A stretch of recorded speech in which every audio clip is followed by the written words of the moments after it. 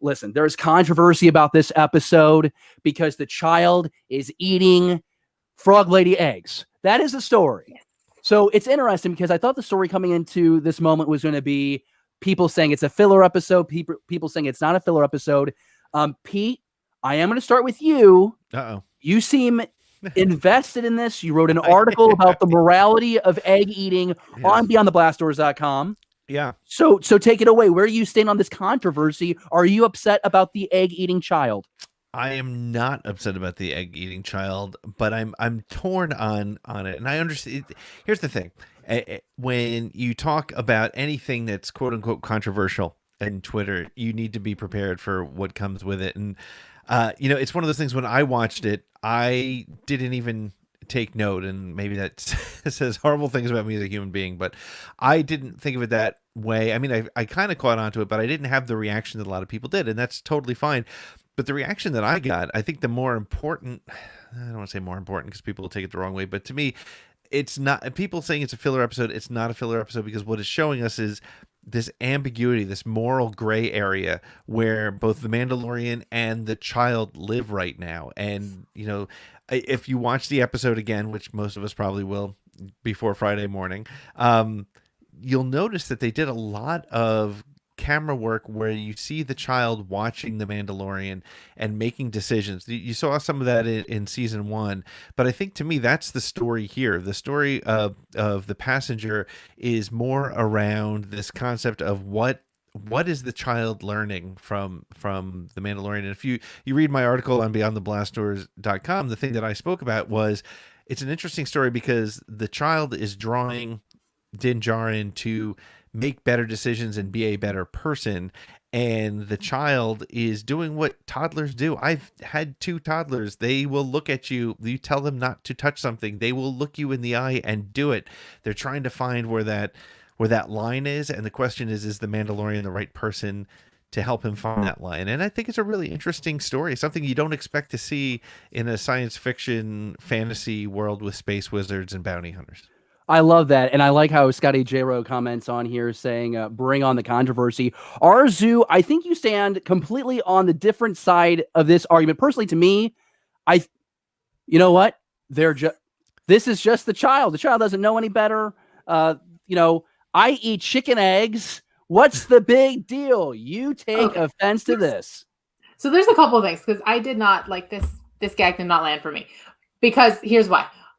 So first of all, I eat eggs too, but I don't think I'd eat eggs if the chicken was looking at me. Second of all, if a sentient chicken walked in with a basket of her eggs and said, these are my last eggs that I will ever have and I need to fertilize them, I would not then make a Western omelet while she was watching me. So there's that. That's like my personal thing and why it didn't land for me, because it's sad that this is Frog Lady's last hope and it's being played as a laugh because the baby's eating it. But like removed from sort of the child and Din, like sort of in story, sort of outside of the story, something being written like this as a gag. I get wanting to have the baby do a baby thing and not listen to his dad and put it in his mouth when the dad says not to. The reason a lot of people are upset, and this hasn't been my personal experience, but it has been the experience for other people, is that having all of your hopes placed in the last eggs you will ever have is very reminiscent to some of IVF treatment. Mm-hmm. I mean, we're getting serious for a second, but it's very reminiscent of that. So to have a baby essentially messing with a lady's metaphorical IVF treatment is upsetting, because that's reminiscent to them of them putting all their hope in the last eggs they'll ever have, and then it working or not working or whatever. So I think it's less an issue of wanting to show sort of where the baby and Din are in their relationship, because I think that's important. And it's more not having a voice in the room to say, hey, hang on, this is what this looks like. So if we're not treating this as a terrible thing, because Frog Lady didn't react that angrily to the loss of her eggs in episode, and I really expected her to. So to not have that treated as the serious thing that it is then making light of something very serious to a lot of people, which I'm sort of almost there, but not quite in my own personal view of it. So I'm going to be honest. I love and admire you because you have opinions and you have strong takes and that's great. I guess when I'm reading everyone's thoughts and when I hear what you're saying, like I get it, but I'm also looking at this as it is a TV show. And I'm also like Phil Sostek, for example, he's with Lucasfilm. He actually went on Twitter today and actually kind of like responded to this. And like the episode does like make it clear like they're unfertilized eggs. It's not like,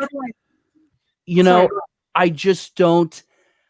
I'm just really surprised how passionate people are about this. And maybe that's a credit and a kudos to the script on this episode because the storytelling was so strong. People really developed an emotional bond for Frog Lady and her eggs and really excited about the Mandalorian helping her reunite with her husband and get these eggs fertilized so that they can get the species going back. Like if that's gotten people excited, that's incredible. Because I can tell you, I watched this episode 2 times. And I did not get emblazoned with such fury and passion. But if you did, I think that's great. Let's take it as an example. Let's have a similar scenario where the baby and Din are chaperoning an egg vendor with really expensive, really rare eggs, and they're about to make their fortune selling this to somebody, and the baby's just kind of eating them. That's funny. Funnier. It's not the funny thing, but it's funnier because it's not a deeply personal story to the egg vendor in that this is the last of the egg vendor's line, like their family. I know they're not fertilized yet, but that is her hope, to take them to find her husband to fertilize the eggs. So if you want to put that in the script, you need to make it clear that this is not comedy, because to say that this woman's hopes and dreams for her future are literally being swallowed by a toddler is not funny. It's not funny to me. It's not funny to a lot of people. Yeah, I think that's the thing. I mean, dark humor works for some people. Like it worked for me, and it doesn't seem to have bothered Pete too terribly. It had a different reaction with you. I think that's a great thing about Star Wars. I think that's a great thing about storytelling is that it can elicit these different emotions, different joys. Sometimes it pulls out anger, and I think that's the interesting thing about. Maybe let's take it even further back than just storytelling.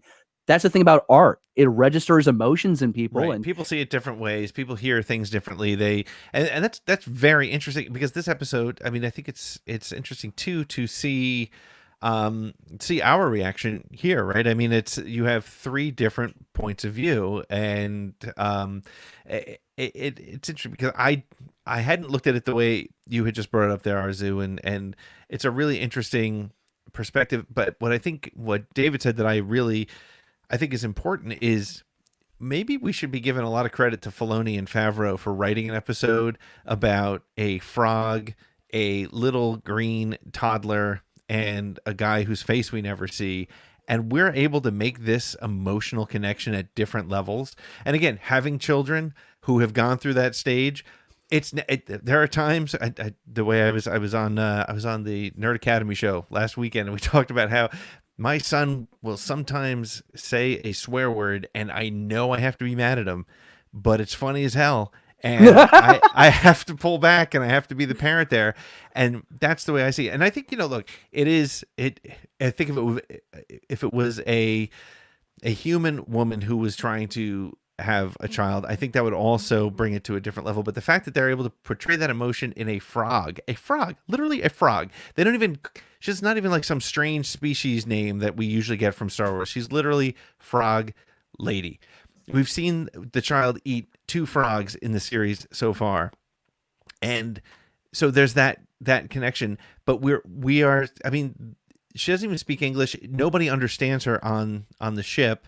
And we have now made this connection with Frog Lady that we care so much about her future offspring. It's really interesting. I mean, again, I will admit I am not going to that level that a portion of the fandom has gone and gotten offended by it, and I can see it, and I respect responding that way.